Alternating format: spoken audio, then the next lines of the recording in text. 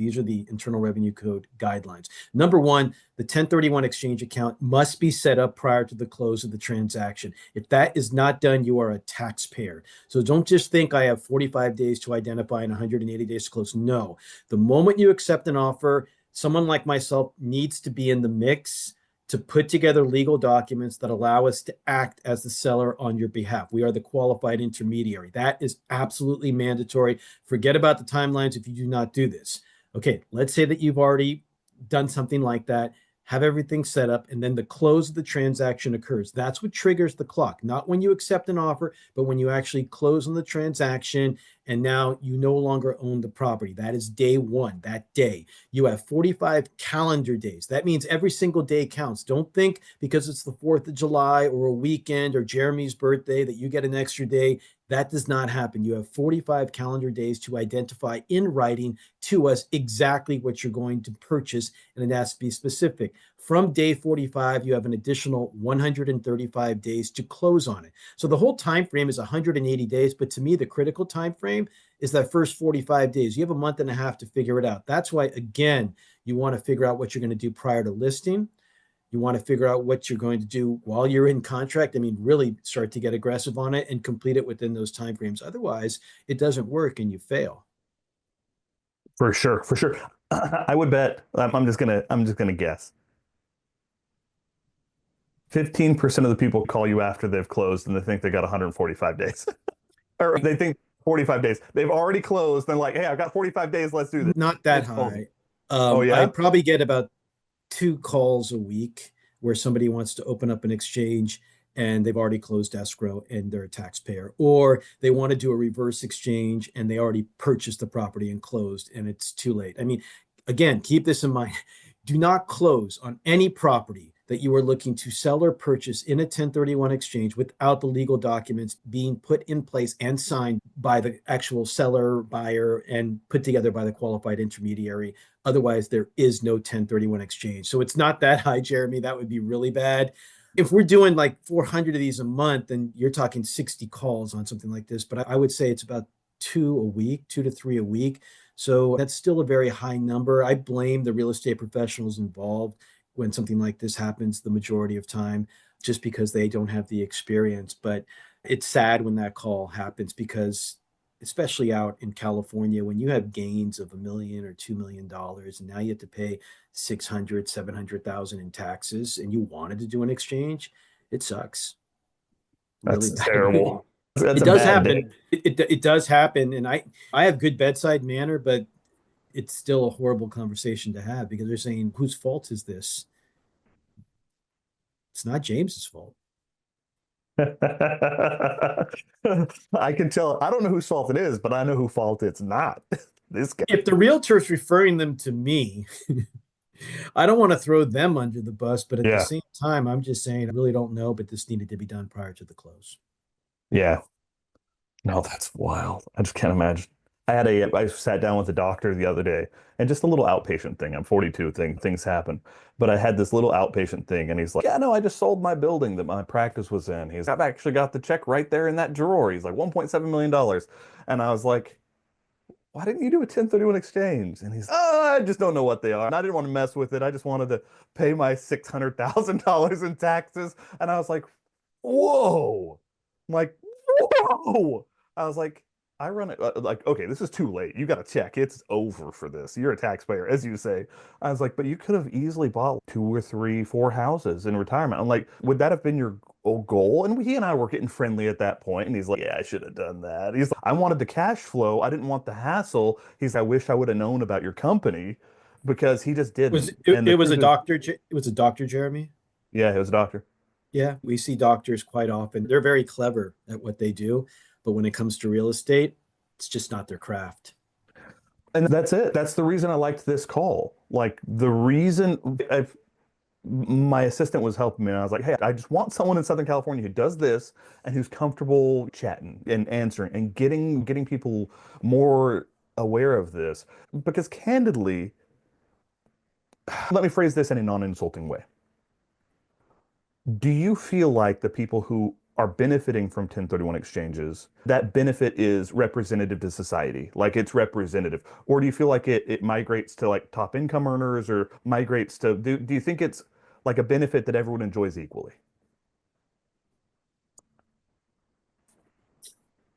I think the top income earners have more of a benefit from this because they usually have a team in place that's going to alert them of the opportunities of what to do. And you're going to have the other person who is not top income, maybe even middle class, and they just own a lot of real estate, but have never sold anything in their lives and they just don't know. And then the other investor that it's new to them as well.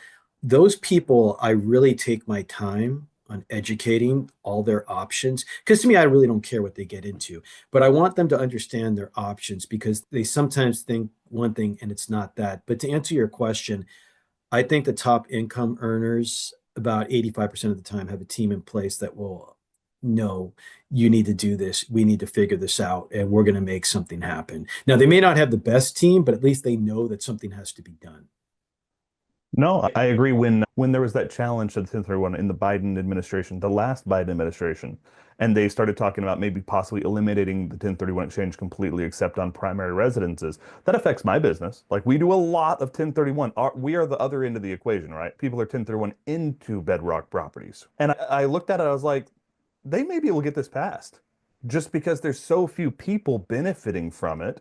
And the people benefiting from it are the top income earners, people who are savvy enough to know that's the way you do it to benefit from the tax law. And I was like, they may be able to get this passed, but really even under that proposal, it was saying, hey, we're gonna limit the 1031 exchange to $500,000.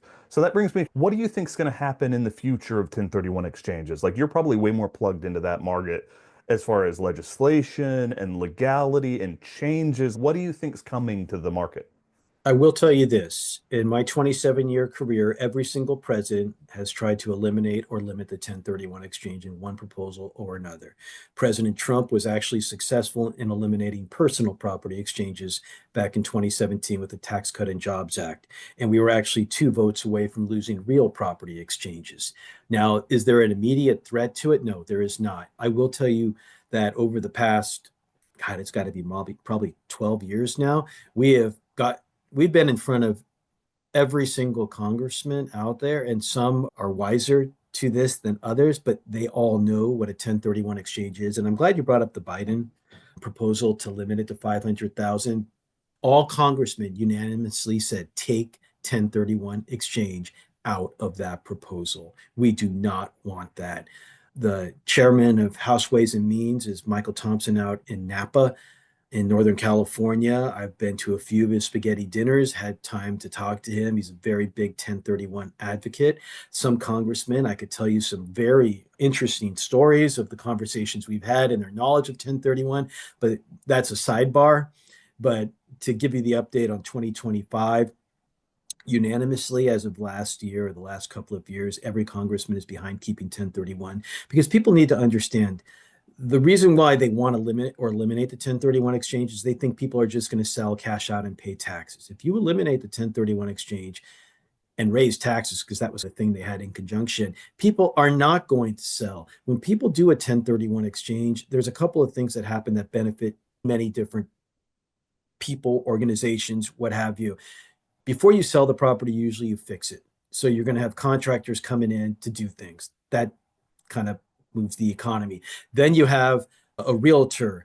Then you have an escrow officer or a closing attorney. Then you have a buyer that comes in there and does stuff as well. But you also had an appraisal done and other inspections. And oh, wait, they did a 1031 exchange. So you had a qualified intermediary. Oh, wait, they're buying something else. And the buyer also who bought that property is getting the property taxes reassessed to current value. So there were so many different things. And we had Ernst & Young do a huge study showing them how beneficial it truly is to the economy. I think they finally understand it. We don't take it lightly, Jeremy. We're in Washington all the time. We just came back from Washington earlier this week. The president of our firm and a couple of my colleagues were out there talking to congressmen, making sure that 1031 exchange is not involved in any proposal. And as far as we are concerned, we're always going to be on top of this, but there is no immediate threat to changing it in any way currently. No, I totally agree. I agree with every point you just made. Like every single point you just made. Because if the 1031 is eliminated, even though it can be demonized, and I think it can be demonized. Like part of my gripe, I'm what you would call like a rabid moderate when it comes to my politics. I sit in the middle and argue with both sides because I think both sides really just get more and more polarized as the years go by. But it's easy to demonize 1031 to be like, hey, this only benefits rich people with advisors, right? It's at the expense of the poor and the middle class. That's the argument I hear all the time against, right? But what people aren't saying is, if you eliminate the ability to get out of this property without getting just your ass handed to you as far as taxes go, and we are talking like a $2 million property, a $700,000 tax bill, right? If you eliminate the opportunity to 1031 out, all you're left with is step up in basis, right? And so then it's just okay, then everyone is locked in. It's okay, I would have sold this, I would have improved, I would have hired contractors, I would have hired a 1031 custodian, I would have paid realtors, I would have moved to another market, I would have paid my state income taxes. But instead of any of that, like economic activity and action, I'm just going to hold on to this thing until I die. That's the only exit. Or I'm going to eat the enormous frog all at once because I have to eat the enormous frog and I'm going to just sell it and get murdered. I agree with you. I think it actually provides enormous financial mobility, but I don't think that people who are trying to demonize it even realize any of those facets exist. They don't. We educated them, and I'm not kidding. I'd say more middle class to below middle class people do 1031 exchanges than the extremely wealthy. Now, the extremely wealthy have the larger sales prices and the larger assets. We do so many small assets of people that made 100,000. And they don't want to lose 30 of it because that 30 is going to work better for the next asset that they buy into. There's just so many different examples where it's not some crazy sales price or some crazy extremely wealthy principal that owns the asset. There are those, but then if you blend it all together, they're not the majority. And farmers, when you really look at the code, farmers were the ones that were doing this the most. And they're usually not wealthy either. Unless their land's worth a lot, they're not. And they're struggling each month, each year, depending upon how the water supply is and weather and what have you. I wouldn't wish, like, I've looked at the economics of enough farmers to realize, hey, if you want to live on the raggedy edge and just praying for rain every year for the rest of your life, farmers live on the land, so their mortgage is their farm and their home. As man, I that is a that's a faith-based way to live of just hoping that it works out. And with If what you're saying with water supply and drought, especially in your region where it's all kind of Colorado River and water shares, like that is a scary way to live. Jeremy, I have met with the different farm bureaus and I've spoken to all of them. And they're amazing stories. And somebody who's 45 years old and a farmer is more like 75 to 80 years old because their body is spent. That is a very hard trade. It is. I respect them so much for what they do and what they put their bodies through. And I have met a lot of their children. They're like, don't tell dad, but there is no way in hell I am doing this farm thing when they're gone. We are getting rid of it. It's so difficult to run and do. So when they sell and they 1031 exchange, the older they are, the more often they do not buy into another farm. They're going into something completely different. No, I totally get it, and I agree. Like you look at a someone who's been a 45-year-old farmer who's been doing it for 20 years, Ugh, they have 50 years worth of age on their body. it's I tough. It's so I've seen them. And I've seen them with the limp, with the walk, with the everything. And they're all, what are you talking about? It's a good day today. I'm like, oh, what's a bad day? I'm like, whoa. So like this hip is moving great this morning. Yeah. And Yesterday I'm with like, the whoa. weather, you're like, oh, Yeah, that is not awesome. yeah, All that's right, not a giddy up. so as we're coming in on a landing, let's talk tariffs. Tariffs are the big topic of the week. I dropped a big thing on our channel that I own a Band-Aid company.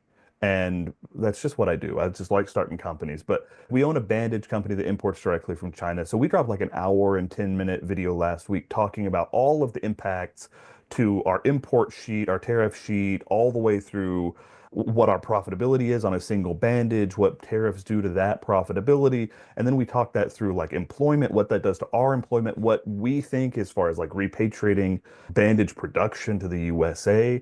How does the hot button find issue of the day affect 1031 exchanges? How does tariffs affect your business? Stay tuned would be a very good answer. I really don't know how it's going to roll out, to be honest. You saw how the stock market just plummeted and then rebounded, and how it's impacting what we've seen historically. Real estate is a more consistent investment, and we've seen most of our investors stay in that sector. Weird enough, though, the first part of this week wasn't that busy, and the last part of the week was a lot busier, but there's no way, in my opinion, that can correlate. That's just too quick. But we have had some people that were looking to set up a 1031 exchange that were just too worried. So I think what it's done so far is created fear for the investor in terms of the 1031 market. If there is significant gains, no one still wants to pay taxes. I think it's still going to be a very strong real estate push to go into a more conservative asset as a replacement property that may not get impacted as much. I really don't know that answer, Jeremy.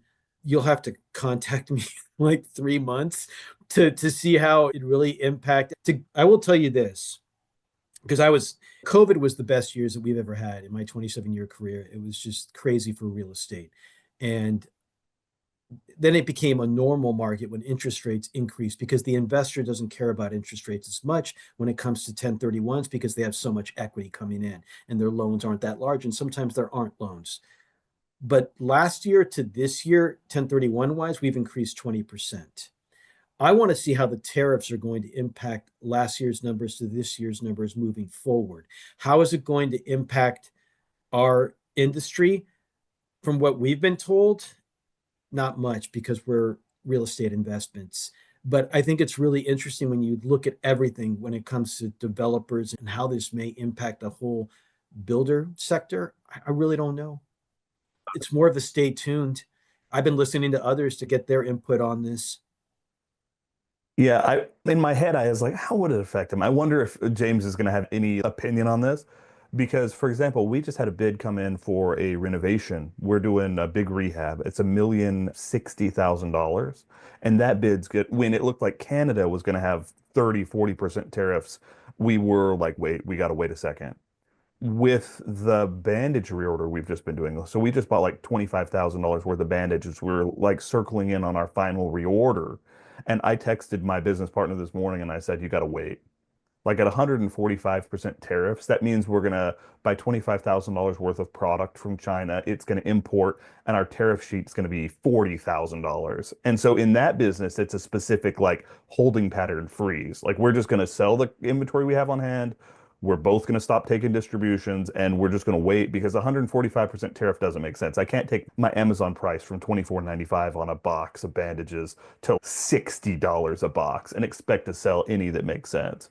And so it really has put like a freeze on our reordering process, but I didn't know if it would affect 1031 Well, exchanges as I much. thought about that as well. And I was talking to one of my colleagues. I'm like, okay, dude, how does this impact us? Because if properties are already done and completed and there's no work needed and you're just looking to trade into different assets, does that really impact sellers looking to unload an asset that no longer makes sense into something that does make sense, especially if the asset they have is going to need work in the future and they don't want to deal with anything?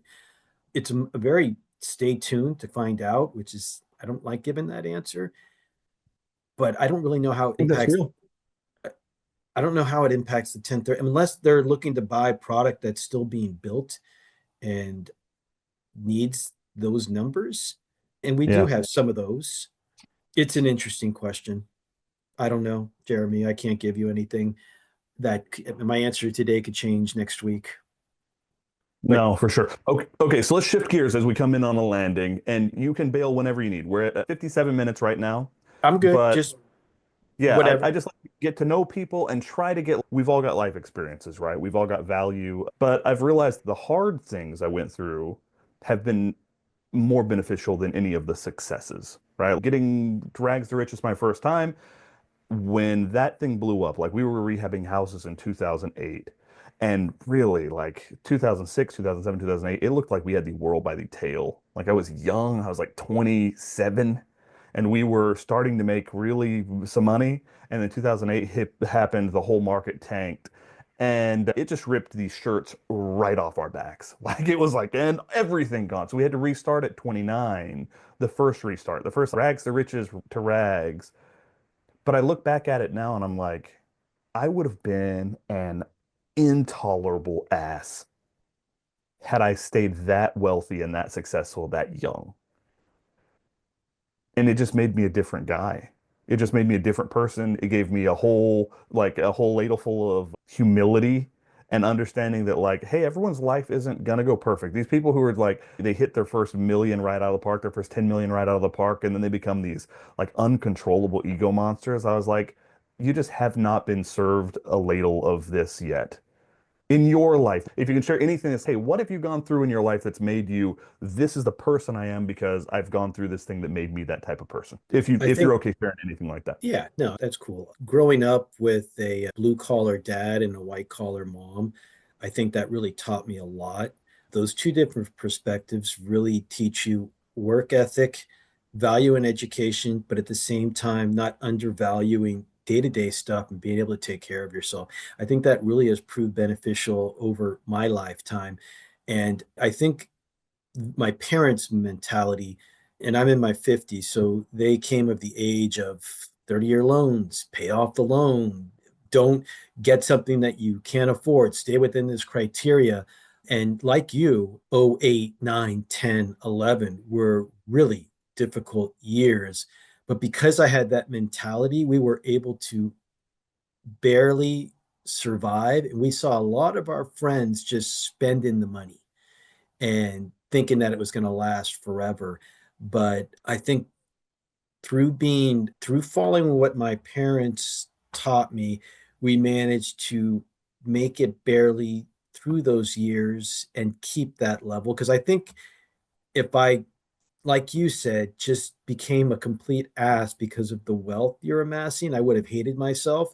And I think that brought many people back down to earth those years, but it kept me grounded as well. And it got me through my 30s in a good way and created who I am now in my 50s. And hopefully, and it's hard to get my daughter to have that same kind of mentality, but I can't speak for millennials. They're different.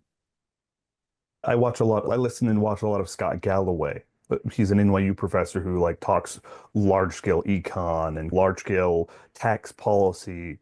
And one of the things he says that it just hits me wrong every time. He's like, hey, my 30s was like I was working 200-hour weeks or whatever. And it cost me my hair and my first marriage, and both were worth it. And now he's worth hundreds of millions. He's worth hundreds of millions. And in the back of my mind, I'm like, it's only worth it because you managed to hit one of these home runs that went well. You didn't get sick. You didn't get cancer in the middle of this and end up alone and broke, right? You didn't get hit with any of the other things in life that can happen. Your parents didn't get super sick right then on top of you. Your kids didn't get super sick right then on top of you.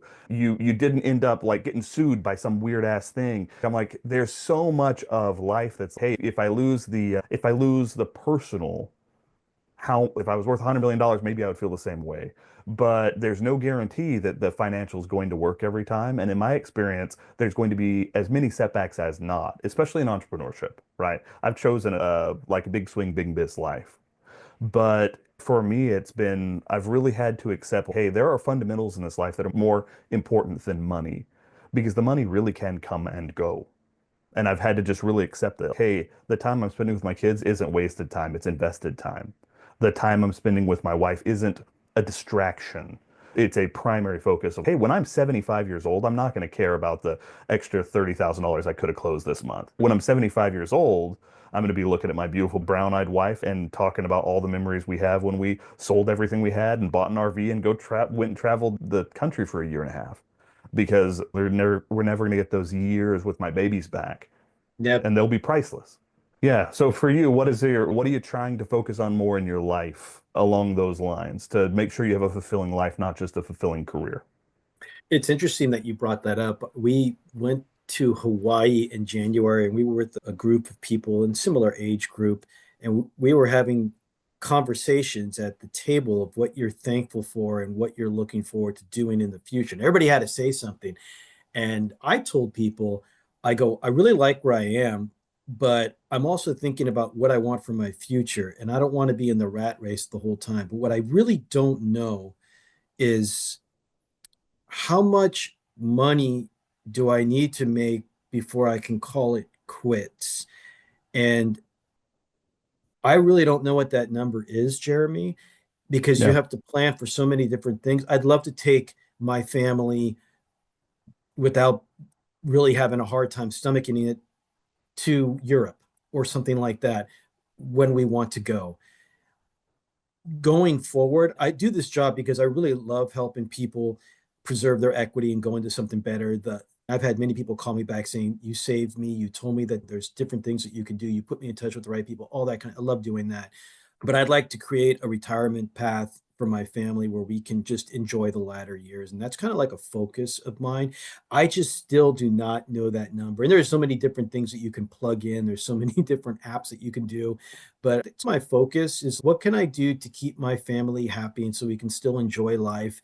And the one thing that I really can't account for is I really don't know about long-term care because if anything goes wrong, I've just seen so many horror stories with my immediate family, with my wife's immediate family, and then just with people in general. And it just can be brutal. You're absolutely right. That was my experience in financial advice. The thing that destroys net worth in financial advice, if I was sitting down with someone and if they were not going to be in a position to do anything as far as putting assets away, the first words out of their mouth were going to be, I just got out of a brutal divorce, right? Like 40s, 50s, 60s. If they were like, hey, I just got out of a brutal divorce, I knew right then the assets were spoken for or wrecked because it has an ability to just chew up your assets in a way that's hard to describe. And it affects people's work and their energy, their productivity. They lose jobs, they relocate. Like a divorce can really jack up your situation. I have seen through a decade in financial advice. But beyond that, long-term care can jack up a retirement. If you want to talk about chewing through your assets, going and looking at long-term care places and they're like, hey, to get in the door, because we have a year waiting list, to get in the door, it's a $350,000 upfront payment and it's $20,000 a month for care. It's whoa, that is going to scramble your nest egg in a hurry, right? You're going to end up with a whole different situation. And so I agree with you. I don't know if there is a good answer for that because health insurance costs, long-term care costs are going up so fast. And there's such a lack in that industry. There's such a lack of people providing that service. I agree with you. My goal is put 7 or 8 zeros behind a number and then call it good once we're there.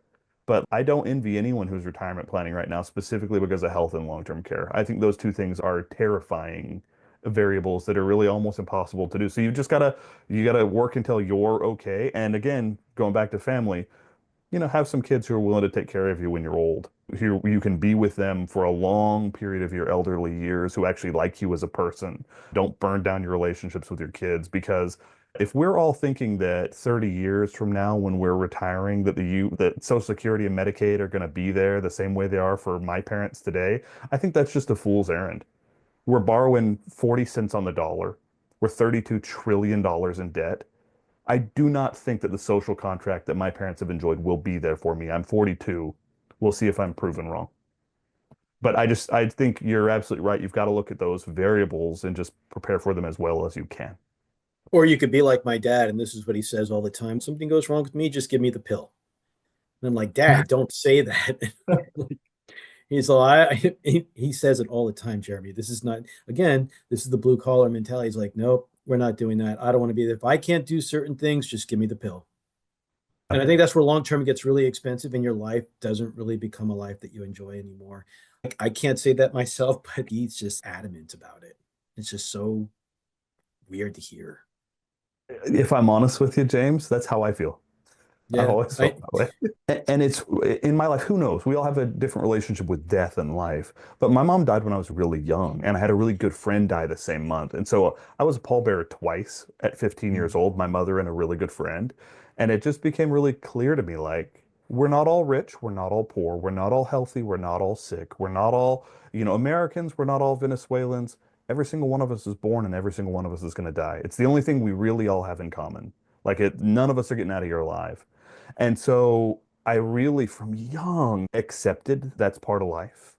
And my wife hates it. My wife hates it. I'm always just, man, you're not going to blow everything over me. Just check, please. I'll walk towards the light very happily if it all goes to hell for me, because I believe there's something after life, and I live a life of some level of Christianity, and I hope there's something after this life. But yeah, I wouldn't want my family to destroy everything that we've worked our whole lives building to put me in long-term care where I couldn't. Yeah, I get your dad's point of view, but it's a very strange point of view, and my wife hates it too. So don't feel bad. My wife hates it too. I will end on this. I agree with him to a certain point. If it's to a point where everything is pain and you can't move, yeah, maybe then. But if everything is still good and you just need a little bit of assistance, I disagree. But to each their own. And he's my dad. I'm going to respect and love him no matter what. I agree with you. I don't know where his level is, and maybe his level is at an unhealthy level, but I agree with you. If the It quality of depends life what is day of the there, week it is, then the story changes. So, like, it depends how he feels. as long as that. Okay, last question. What is one piece of advice you'd give to your younger self? If you were to look at 19-year-old James, what's one piece of advice you would give him? You know what I would have loved to have done when I was younger is spend more time with my parents than I did. They used to go on trips quite often, whether it's Europe, they did a safari, they different areas of the world. And I always would have rather just stayed and had fun with my friends. And I think I missed out on at least 12 to 15 years of opportunities to have magnificent trips with my siblings as well a little bit, but it was more of my parents always saying, "Come along, why don't you do this with us?" And now that my wife and I, more in our 40s and 50s, we go do these things. I go, why didn't I ever say yes to going to France, to going to Spain, to going to Italy, to going to these, like to Australia or whatever? It would have been such a grand experience. And what? So I could have beers with my buddies. I wish I could have changed that. Now that my mom passed a couple of years ago, I really missed out on those opportunities. That's the one thing. Everything else, maybe I could have done things a little bit earlier, but I think I did things at the right time, not too late. Started my career here in my late 20s, so that I'm not mad about that. But yeah, I think that would be the one thing. I wish I would have done more of that family time on the trips. The trips would have been special because those are memories that you just don't forget. That would be awesome. Wish I could have done that. No, that's very similar to mine. My dad sat me down one time. We were rehabbing a house. It was the second house I'd ever bought. And we were buying the ugliest house on the block and fixing them up with sweat equity. And he sat me down, and we were at a point in my career where we were just starting to make good money, right? And so he sat me down and he saw like how things were going, and he said, "Can I give you a piece of advice?" And I said, "Sure, piece of advice." He's, "Your mother and I paid off a 30-year mortgage in 15 years." He said, "And we saved for retirement." Is we never went to Spain, we never went to Europe. We wanted to, but we just never did. We were saving for retirement. We never went to Hawaii, but I knew she wanted to go and we just didn't because we were saving for retirement. We're going to do that in retirement. We didn't buy super nice cars. We bought nice cars, but never like a new car. And he just went through this list. We never spent time going and doing things with the kids. He has 10 kids. Like he was saving for retirement. And he just looks at me in the eyes and he said, "And she didn't make it." And I just felt it in my soul. Like I felt the soul of that man, just like she didn't make it.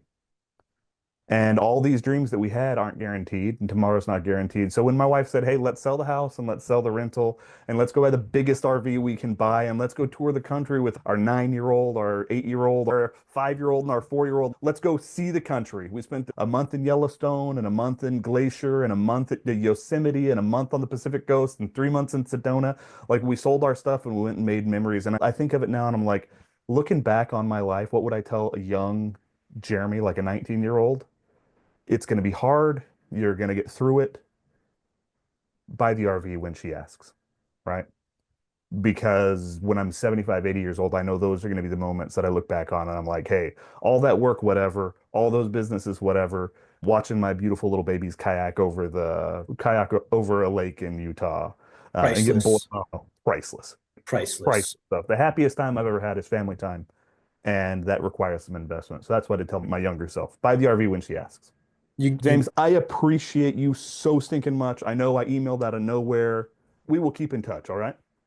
awesome. And if you're okay with it, I would love to do like a quarterly check-in and see how the market's treating you, see if you're getting people calling you from this interview. I would love to keep in touch. Does that sound fair? Sounds like a plan. We'll get the tariff update in 3 months. I think that would be timely. I agree with you. I don't think it'll affect you. I'll give you the last word. How do people find you? How do people get in contact with you? Last word, whatever you want to say. Yeah, basically, I'm the guy that helps the 1031 exchange or makes the 1031 exchange happen. So if you're an investor that has investment property that you're thinking of unloading, I think the time to get in contact with me is before you even put the property on the market. Just tell me what you'd like to do, what you don't like, and I'll let you know if it can happen in a 1031 exchange, and then you move forward. I will tell you this, Jeremy and audience. I talk more people out of doing 1031 exchanges. I do not want a transaction that does not make sense. I only want to give people the service when I think it's necessary. And that's not my call, but I can give you a lot of different pointers on whether or not it would make sense. And if you can't find something better out there, don't do the 1031 exchange. Don't sell the property. Wait till the time's right. Wait till there's something that makes sense for you out there and just contact me in advance and way in advance because you don't want to like be ready to put the property on the market and it doesn't qualify, or you have to do something that you have to season for a year or something like that. So the piece of advice I would give you, if you're an investor that owns investment property, that's looking to unload property and retaining all the equity and going into something different, just give me a call. My phone number, you can see that below. Jeremy, you can give the email address to anybody that wants it. And on that note, I look to help people moving forward. I'm not retiring anytime soon, even though I thought about that plan, obviously. I think I'm probably 8 to 10 years out of that, but and who knows, maybe longer. But I think that's it. I think that's All really right. it. All right, man. Thank you so much. I appreciate it, man. It's been lovely getting to know you. It's been lovely getting to know your industry a little bit more. Thank you for the time. I really appreciate it. No worries, Jeremy. Have a great weekend. You too, buddy. Bye Okay, bye. bye bye.